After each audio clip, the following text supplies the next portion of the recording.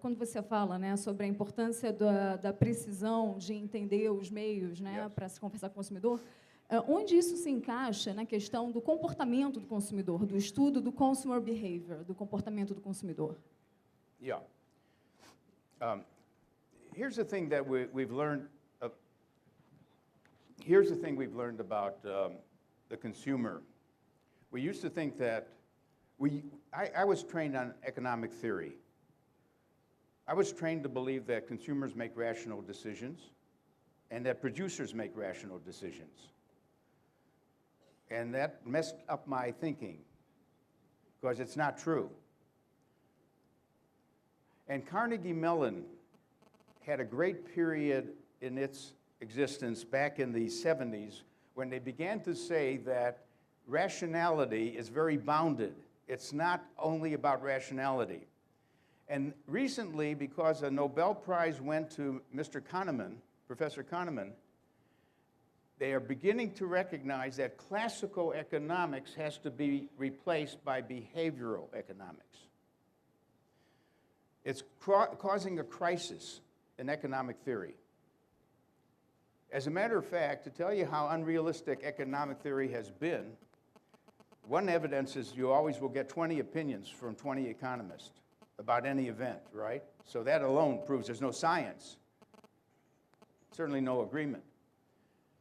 Secondly, when I studied economics, I never saw them talk about the forces in the marketplace.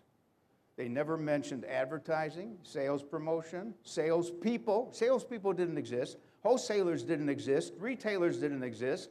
All that existed was two crosses, demand and supply, and price was set that way.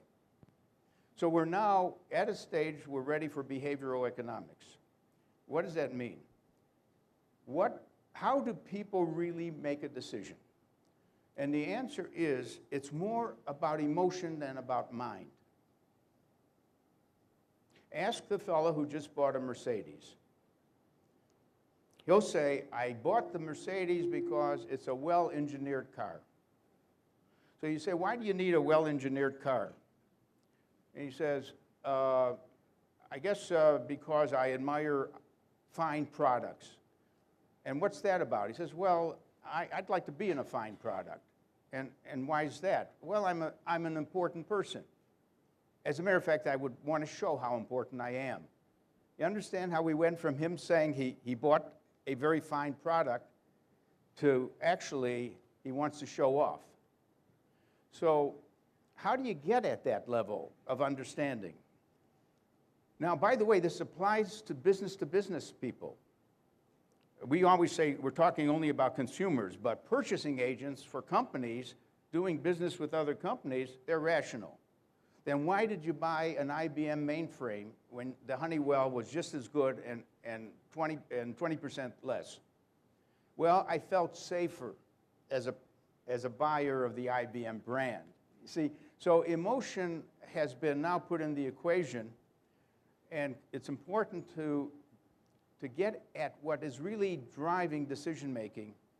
There's a new method, by the way, called the ZMET method, that is a very indirect way of getting customer insight without actually, by a certain questioning methodology, you can get an idea of what's really driving people who prefer a certain car, they prefer a certain wine. As a matter of fact, besides this new method called ZMET, there's a lot of neuroscience going on in the marketing world. We're asking, P&G is putting things on our head and asking us to look at a stimulus.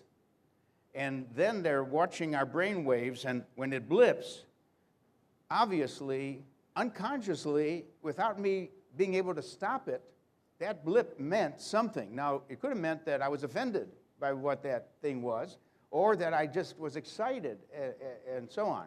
We asked the person afterwards, do you know why a blip occurred at that moment? And then they'll give us some feedback on that.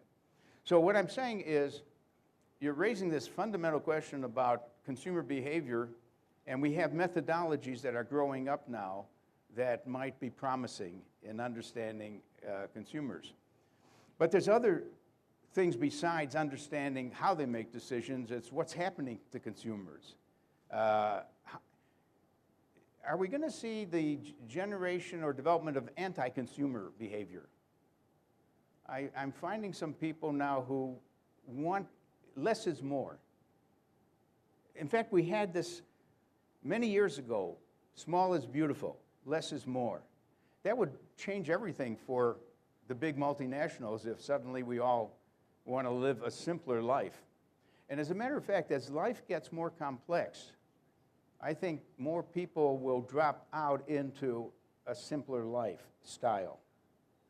As a matter of fact, a simpler life needs marketing too. It needs marketing. We market a simpler life. So you can't get away from marketing. As a matter of fact,